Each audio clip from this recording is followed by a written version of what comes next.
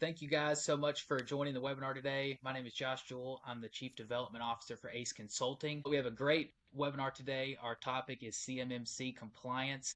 This is a huge topic right now in a lot of different industries, construction industry specifically, and we're so happy to have Tucker and Brian on. So on the screen right now, you'll see our agenda. So we're gonna do an overview and a recap of CMMC. When will CMMC be enforced? Who does it apply to?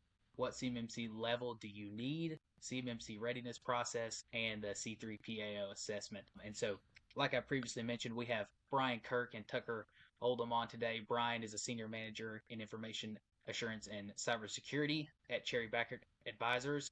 He's a CPA, CISA, CA, and CCSFP. Brian, you got a lot of acronyms behind your name there. And he's got an extensive expertise in accounting, information systems, auditing, construction controls, and cybersecurity frameworks. And then we have Tucker Oldham, who is the Virtual Chief Information Security Officer for Advanced Business Solutions. They are our IT provider. So Tucker, thank you so much for being on. And Tucker's job is focusing on the practical application of IT security frameworks and ensuring regulatory compliance for his client. So in just a second, I'm going to hand it over to Tucker and let him get started with everything. But also, if you have any questions, put those in the live stream chat, and I'm going to write them all down. And as long as we have some time, we'll try to make sure that we can get to as many of those questions as possible so that Tucker and Brian can answer those for you guys, as well as if you don't get your question answered, you can always email us after the fact, and we'll make sure we get back to you guys. So with that, Tucker, I'll give it to you and let you take it away, brother. Josh, I think you ought to introduce Brian again and go through all his certs. That was a lot. I don't think I want to do that again. I don't know if the audience wants to be bored by that, but I appreciate it, Josh. I know that lots and lots of folks are going through the trials and tribulations of becoming CMMC certified, and Brian and I have given a presentation a couple of different times on CMMC. I tend to focus on how to make you all more secure, and Brian is obviously focused on the actual assessment. But I do think it's important as you guys go through all this that we understand how we got here and why everybody is having to go through this process. And it certainly started back at 9/11 and the changes in the security that we all had to go through as a country. But from an IT perspective, this really all started way back in 2007 when the Chinese were able to get in and basically steal the F-35 program and all the files associated with it from Lockheed Martin. And as a result, slowly but surely over time, from executive orders back in 2010 to DVARs and the CMMC program being introduced. Since that, whatever it was, 15 years ago, we're finally at a point where we're starting to see CMMC go into contracts. And it's really important to continue to understand that that initial breach is what caused it. But over that period of time, there's been lots of other things happen as well. Back in 2018, there was some sensitive data stolen about our undersea warfare capability by the Chinese. Lockheed Martin has been attacked since then by nation-state actors. The SolarWinds attack, which made a lot of headlines, compromising the Orion software that manages lots and lots of federal agencies and DIB contractors. So that put a real big highlight on supply chain vulnerabilities and the need for consistent monitoring throughout everyone's environment. And so because of all these things, obviously CMMC is trying to create a standardized platform to best protect not only the government and the defense contract, or the Defense Department, but all of our environments better. And I think one of the big things that folks kind of need to understand, this slide's getting a little old in the tooth, but I still think it's really important to understand the threat vectors out there. Back in that original time frame, 2007, 2008, the threats that you can probably see here in blue were really mainly against the primes. And slowly but surely over time, the primes have increased their security posture. So the attacks, percentage-wise, have gone against the suppliers of the primes. And then as we get into now, it's the small business, the smaller suppliers that the threats are against, because that's where the gaps are in the security. And so it's really important to understand that the reason we're all having to go through this is that we've got to, again, create kind of that standardized security practice all across the board if we really want to keep the enemies out of and the attackers out of the industrial base. So I lead with that because we're going to talk so much about the individual things that have to be done, and the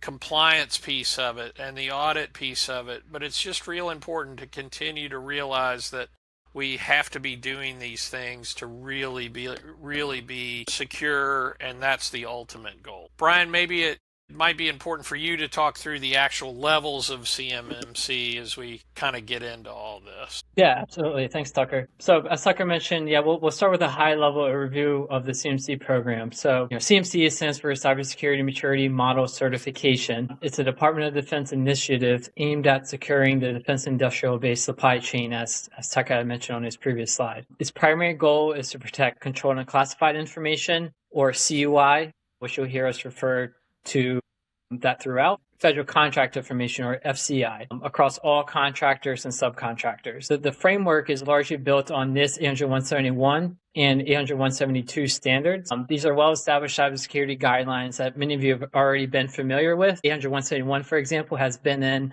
the DFAR 7012 clause going back to 2016, 2017. But within the CMC program, there are 3 levels.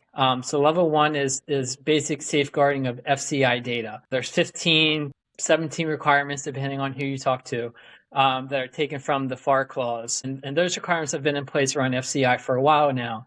But now they're being brought into the CMC program as a requirement. And then you have level 2, which is for protecting CUI, and that aligns one-to-one with NIST 800-171.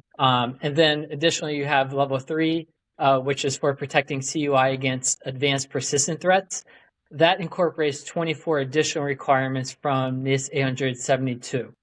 And so just a basic overview there. Now, in terms of timing, the CMC program under 32 CFR Part 170 officially went into effect on December 16th, 2024. The CMC program rule established the CMC requirements in the ecosystem, including C3POs, CAICOs, certifications such as CCAs, lead CCAs, CCPs, etc. Additionally, that rule allowed C3POs, once it went into effect, to begin conducting CMC Level 2 certification assessments. So CMC assessments have been in place. They've been performed solely by C3POs since January of this year. And then additionally to that, you have our second rule that's working in conjunction with the CFR 32 is the acquisition rule under 48 CFR. And that just recently was submitted to OIRA for review, and that was submitted on July 22nd, 2025. That kicks off the 60 to 90-day review period with an effective date of October 1st, 2025. The draft rule is on the website for you to review, and currently they have an October 1st date of being the effective date for CFR 48. Now, as a C3PO, our role is to conduct independent assessments for level 2. And we'll talk more about that later on. First, let's look at the phase rollout, or how CMC will be rolled out. The Department of Defense is taking a phased approach to implementation, which gives organizations time to prepare. And so that's by design. Additionally, given the supply and demand constraints within the ecosystem, this phased implementation was designed to kind of roll out the program in steps and kind of ease those constraints that the ecosystem has. Phase 1 begins with an effective date of CFR 48 rule, which we're expecting to be October 1st, 2025. During this Phase 1, the applicable solicitations will require Level 1 and Level 2 self-assessments. Phase 2 will start 12 months later, so October 1, 2026. At this point, solicitations will begin requiring level 2 certification assessments. And then you have phase 3 kicks off October 1, 2027, 24 months after phase 1. And this is when level 3 certifications will be required for all applicable solicitations. Finally, phase 4 begins in October 1, 2028. At this stage, all solicitations and contracts will include the applicable CMC level requirements as a condition of award. Now, it's important to note that at any time, the DoD has discretion to bypass the phase rollout and require, for example, level 2 certification assessments during phase 1. Similarly, the DoD has discretion to require level 3 certifications during phase 2. Now, those are intended to be rare circumstances, but you should just be aware that the DoD does have discretion in phase 1 to require a level 2 certification assessment.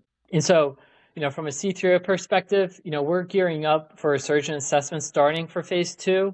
So early preparation is key. And currently, just to give you an idea, as a C3PO ourselves and communicating with other C3POs in the ecosystem, we're seeing about a 6-month backlog in getting assessments scheduled. So now we can kind of talk about, who CMC applies to. So Tucker, if you want to jump to the next slide. Yeah, I definitely do. I also wanted to add a little bit to what you had said, Brian, in terms of Absolutely. if any of you all joined Brian and I on past webinars, we had talked about the first of 2026 being when the C3PAO audits were going to be required, and obviously with them pushing back to October, the finalization date in contracts, that pushes the entire phased rollout back to October, or I guess the first piece of it being October of 26 next year, Brian. But we're starting to see, or have seen a ton contracts already requiring either NIST 800-171 or a self-attestation score, so an SPRS score in those contracts. And I think it's particularly important for subs to understand that the primes are already starting to have these requirements in their contracts. So it's not just about when Brian or another auditor can get to you for a 3PAO score. It's also about being able to get an SPRS score almost immediately, or it's going to start to affect contracts. And I think you're seeing the same thing. Yeah, absolutely. Very, very good point, Tucker. One of the key things that we're seeing are, as you mentioned, prime contractors getting out ahead of the DoD by requiring their subcontractors to be compliant with applicable CMC assessment level. As a CMC compliance, that may pose a risk to their supply chain. So they want to make sure that their supply chains where they would potentially need to flow down these CMC requirements are prepared and are ready to be certified. So great point, Tucker. And the other thing, Brian and I have a shared customer who did draw that lottery ticket that Brian was talking about, in terms of the DoD can kind of forego that phased rollout and just require an audit. And we're seeing a DIBCAC audit where the DoD themselves is coming in, again with one of our shared customers, and doing an audit even before a lot of this is being enforced, because they do have the ability to do that and forego the phased rollout that Brian was talking about. Yep, and even if you look at the draft rule, which is DFAR 7021, which will go into the 48 CFR, it states in there, until September 30th, 2025, solicitation of contracts or task orders can include the CMC requirements, but they need approval from the OUSD. So even before, with this draft rule being put out, they mentioned, okay, until September 30th, we can put CMC into contracts, but it needs to have approval from the OSD before we do that. So just another example there of how the DoD has discretion to input these requirements even before the phase rollout begins. I guess one last thing before you cover this piece, Brian, too, is Yep. I think everything that you and I are seeing, we suspect 90-95% are going to be in this level 2 type of requirement. I think it's important for you to talk about that versus the level 1 and level 3 requirements. You know what I'm saying? Yes, absolutely. And when we, on the previous slide where we had the 3 levels broken out, if you might have noticed, level 2 is bifurcated into self-assessments or certification assessments. So level 2 requirements, they can either, the DoD can require, okay, for this contract, like you would see in a contract, CMC level 2 parentheses self. And that would indicate that you need a level 2 self-assessment, which is basically the current requirements today under DFAR 7012 that you need to implement 171. However, the difference now is that you're making an affirmation, or a member of senior management in your organization is making an affirmation to the SPRS system that, yes, we have verified that all of these NIST 171 requirements are implemented. And with the Department of Justice's False Claims Act, there's been a number of contractors, particularly universities, that they've gone after under the False Claims Act that have stated they've implemented 171, but when the DIPCAT came in and did an assessment, they were able to verify that actually, no, you haven't been implementing these requirements, and they were able to sue them under the False Claims Act. So very important things to be aware of. And then, with the bifurcation, if you were to have a certification assessment requirement, likely in the contract, it'll state CMC level 2, parentheses C3 PAO. That means you need to get a certification assessment. But to what Tucker mentioned there, a majority of those we are expecting to be level 2 C3 PAO, i.e. certification assessments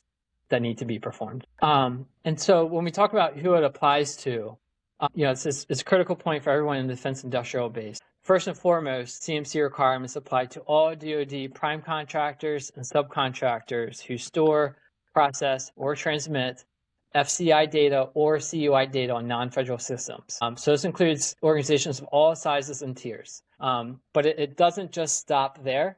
One of the most important aspects of CMMC is the flow down requirement. So that means if you're a prime contractor, you're responsible for ensuring your subcontractors, those who handle FCI or CUI data, are also compliant with the appropriate CMC level. And this requirement is embedded in the contract clauses and must be enforced throughout the supply chain. And then in addition to prime contractors and subcontractors, it's applicable to cloud service providers and external service providers. So these are entities that are often used to provide either services, management, cybersecurity services within your assessment boundary, or they're providing a cloud service, just a cloud service provider, and they are in scope for your assessment. So, for example, if you're using a cloud service provider to store, process, transmit CUI data, that provider must meet the security requirements equivalent to FedRAMP moderate baseline.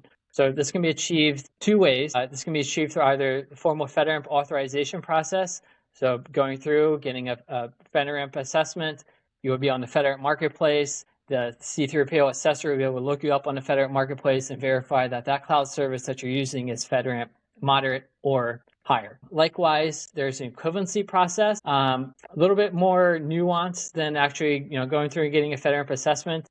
For equivalency, there was a DoD memo that was issued last year that clarified the equivalency requirement, but essentially you would need to, as a cloud service provider, contract with a PPAO and perform a NIST 853 assessment, i.e. the FedRAMP moderate baseline, over that cloud environment, and then receive a report from that 3PAO that you would be able to provide to your C3PAO.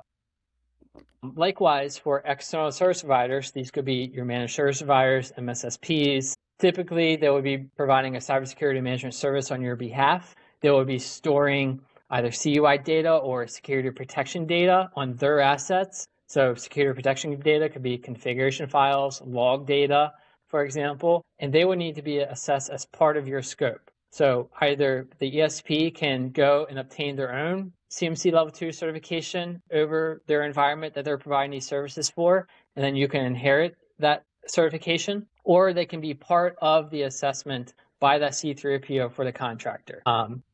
And those are kind of the applicability there for cloud service providers and external service providers.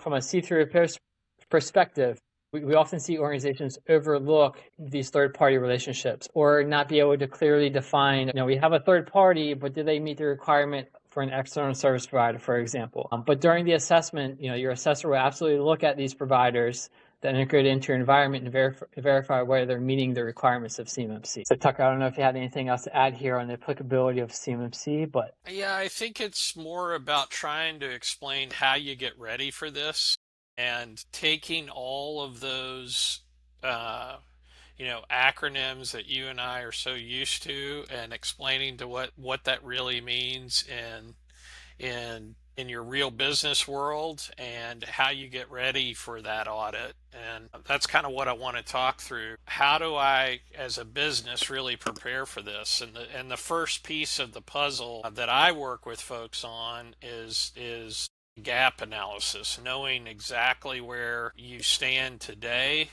identifying the correct level that you need. Again, Brian and I feel like most folks are going to fall in that level 2, but making sure that that's the correct level for your business is important. Identifying the scope, so meaning what is the network or infrastructure or everything in your company going to be required to meet CMMC compliance. Remember, they're most worried about that CUI data, that controlled unclassified information. So it doesn't necessarily mean the scope is your entire business. It may just mean that it's certain systems that are handling CUI that we can base that requirement around. So the first thing to do is kind of complete a baseline assessment, see where you're at.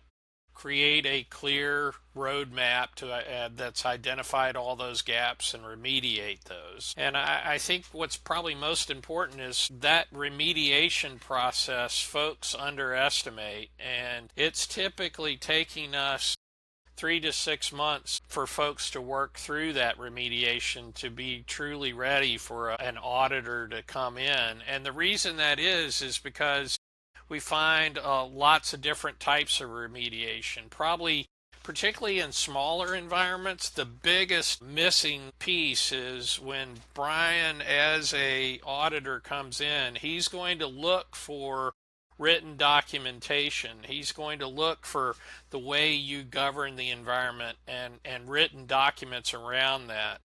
There are 2 specific documents that they're looking for in CMMC. One is the shared responsibility matrix, particularly if you're outsourcing some of your IT responsibilities. Who's responsible for what, both internally and externally? And that definitely needs to be documented. All of that information kind of becomes a part of a SSP report, the System Security Plan, and that has to be documented and given to the auditor so they know what the scope is to audit in your environment. There's policies, procedures, inventories a requirement, and probably most importantly is you need to make sure your employees are acknowledging all of these policies and procedures that you're putting in place. Awareness in your all's end user environment is incredibly important to make sure they understand what they're supposed to be doing, and that this isn't just papers that go into a file cabinet, that you've actually operationalized all this is very, very important. Most companies that I start to work with also have technical control remediation. Particularly smaller companies don't have a SOC or SIM solution, meaning that centralized log monitoring and detection usually is not in place, and it's a critical component from the technical side to make sure you have. Encryption is usually a hump we have to overcome. So are you automatically encrypting CUI when it leaves your environment via email?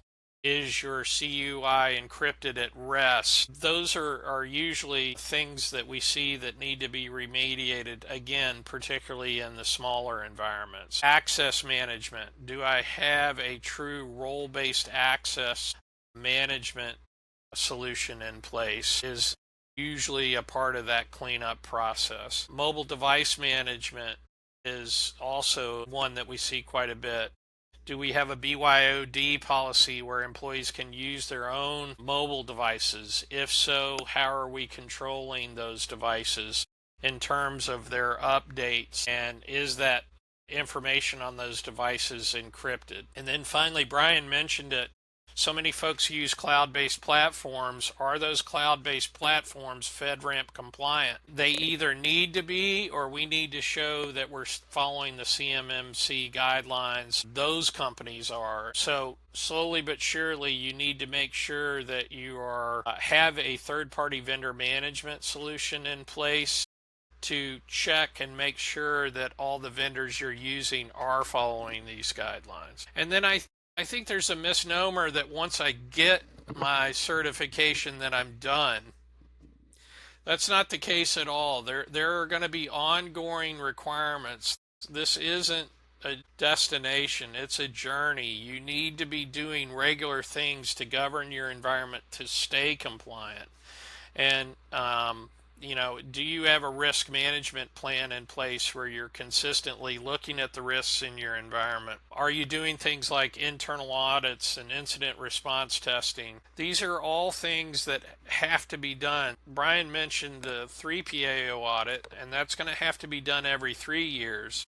But on an annual basis, on the years that you aren't doing that 3PAO audit, you still have to submit a self-attestation and have an SPRS score on an annual basis. And because of that, you really can't just think of this as one and done and move on. It is a regular, ongoing governance of your environment if you want to truly stay compliant. And that really preps you for this PAO assessment process that Brian focuses on. Anything you want to kind of add to that, Brian, or you want to walk everybody through that assessment process? Yeah, I mean, I guess, just on the kind of the ongoing requirements that you have too, just to add on to that. One of the things is, significant scope changes. So when you look through CFR 32, it requires you to identify any significant scope changes you've had in your environment. Now, the guidance on that is very, we'll say, weak or lacking a little bit. Our recommendation is kind of, develop a plan or policy that, this is what we consider to be significant scope changes. And then, each year as you're going through your annual self-assessment, your affirmation, verifying, have we had any significant scope changes? Because if you had, then that would likely require you to go through a new certification assessment with the C3PO again. So just one more thing to add on to that, ongoing monitoring and compliance aspect of it. Good call. You want to talk through kind of what you do when you do an assessment? Absolutely. So I guess talk about here, diving a little bit into the level 2 certification assessment process. So, and this is where, C3POs come into play. So to achieve level 2, contractors must implement all 110 security requirements from the ISO 171. At the end of the day, in order to receive a final CMC status or a final certification, all 110 requirements have to be implemented and scored as met. Now, there's a couple of things around that we'll talk about, but as Tucker mentioned, the assessment is conducted by a C3PO every 3 years, and the results are entered into DoD's EMAS system, which interfaces with SPRS. Tucker mentioned SPRS. As a C3PAO, we interface with the EMAS system, and that's where we upload the assessment results to, and then your assessment results then get input over to the SPRS system. And then once at the end of that assessment, the contractor or affirming official would still need to go into SPRS and affirm that assessment score that was received and received over from EMAS. But once certified, your CMC status is valid for 3 years from the date of certification. Now, when I was talking about the final certification, during your assessment, if there are gaps or if you scored a requirement that's not met, those requirements will go to a plan of action and milestones. And the POAM, a certification assessment, is only permitted for certain requirements. So the DoD has defined some requirements where during an assessment you're allowed to have a POAM, i.e. you're allowed to score it as not met, versus some requirements where you're not allowed to have a POAM. And if you do have a POAM on those items, you would essentially fail your assessment and you would need to re-engage with the C3PO again for another assessment. Now, if you score not met on requirements where you're allowed to have a POAM, from completion of the assessment, the initial assessment, you have 180 days to remediate and have that POAM reassessed by the C3PAO. Now, at the end of your walk through your assessment process, and maybe I'll kind of back up a little bit and just talk about the assessment process at this point. So there's this document called the CMC assessment process. You'll hear it referred to as the CAP. It's a public document. Anybody can go and view. It is it essentially prescribes a process that every C3PO has to follow for an assessment. And it lays out 4 different phases of the assessment. So in phase 1, it's called the pre-assessment. And in phase 1, the C3PO, you're essentially providing the C3PO with your system security plan, which include your authorization boundary, your network boundary diagram, your CUI data flow diagram. You're also providing the assessor with evidence as well to support the requirements. The assessor during phase 1, what they're doing is validating what you have identified as a scope. So they're validating your scope, your asset categories, and whether you have sufficient evidence to support the assessment. So during phase 1, if they say, we didn't properly consider, this boundary, maybe you have an enclave environment with workstations that are connecting to the enclave, but you didn't consider your local area network where those workstations are joined to. So that could be a scoping issue that your C3PO calls out in phase 1. And they could say, hey, okay, we need to address these items around scope first before we actually conduct the assessment. Likewise, or on the flip side, they can get through phase 1 and say, yep, okay, based on what we reviewed so far, we think you've scoped your boundaries appropriately. We think you've categorized your assets. There's sufficient evidence to support the assessment. You're ready to move on to phase 2 where we can actually perform our assessment activities. At that point in time, the assessor uploads what's called the pre-assessment form into EMAS, and that officially kicks off your assessment. So there's an official record in EMAS for your organization kicking off the assessment. And then we move into phase 2. Phase 2 is where it's called conduct the assessment. The C3PO there, your lead CCA, they're performing activities like interviewing control owners, examining and testing evidence against the requirement in order to validate the assessment requirements. They're also assessing external service providers and cloud service providers and whether they're meeting those requirements that we talked about on the previous slides. So at the end of phase 2, they will have inquired with all the control owners. They will assess and examined all of the requirements and the applicable assessment objectives for each requirement. And then they go through, the results go through a QA review. After that QA review, the assessor is able to score all the assessment, all 110 requirements either met, not met, or not applicable. And that essentially would conclude phase 2. And then we move to phase 3. Phase 3 is where the assessor is reporting the assessment results to the contractor. And so here is where, okay, if you had requirements that were met or not met, there's requirements that are not met and they're allowed to be not met, you would create a plan of action milestones. You have 180 days from that point in time to remediate and have those items reassessed by the C3PA. Additionally, at the end of phase 3, the assessor would upload what's called the CMC assessment results template to EMAS. So at the end of phase 3, if you say you scored all 110 requirements as met, you would receive your final certificate of status, your final certificate. However, if you had some requirements that were not met and they were allowed to be not met, at that point in time, you'll receive a conditional certificate. And that conditional certificate is good for 180 days. So essentially, you will need to close out those requirements you scored as not met, have them reassessed by the assessor. And then assuming those requirements were able to be scored as met, the assessor would update their scoring, update those assessment results into EMAS, and then you would receive your final certificate of status. And so that's kind of the 4 phases here that the assessor would follow when they're performing their CMC assessment. And so, as Tucker had kind of mentioned, during that assessment, where documentation is key, policies, procedures, system security plan, key items. But we're also looking at operational maturity. So that means policies must be implemented, procedures followed, and evidence available to support the implementation of those requirements. So just kind of an overview there of the CMC assessment process, kind of a lot to chew on. So happy to address any follow-up questions there may be. Tucker, I guess we want to jump into kind of the timeline here. Yeah, you're right. It's dense. It's tough to understand when we're talking about all our acronyms, Brian, and getting to those various maturity levels, things along those lines. And I think the timeline is important. And I've kind of left these dates in when we first talked about it, Brian, because calendar-wise, I think it makes a lot of sense. If you had started this at the beginning of a year, understand that in most cases it takes almost 4 months to get your administrative controls in place, because most companies that at least I work with, they have a lot of the technical controls in place, but not a lot of the written documentation.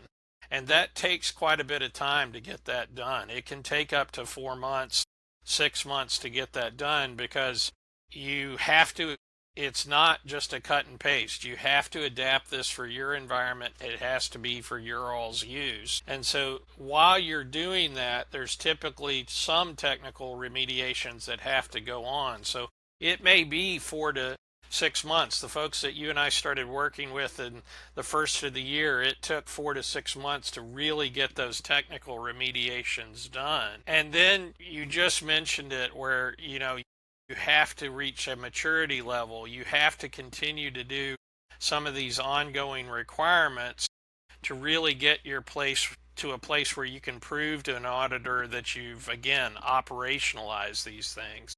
And so it may be second quarter after you've started all this work before you can even self-attest, but it then ends up being almost 9 to 12 months before you're truly ready for a 3PAO audit, because it's taken that amount of time to show that you again have everything in place and that it's truly become a part of your daily world, not just that you have the pieces of paper.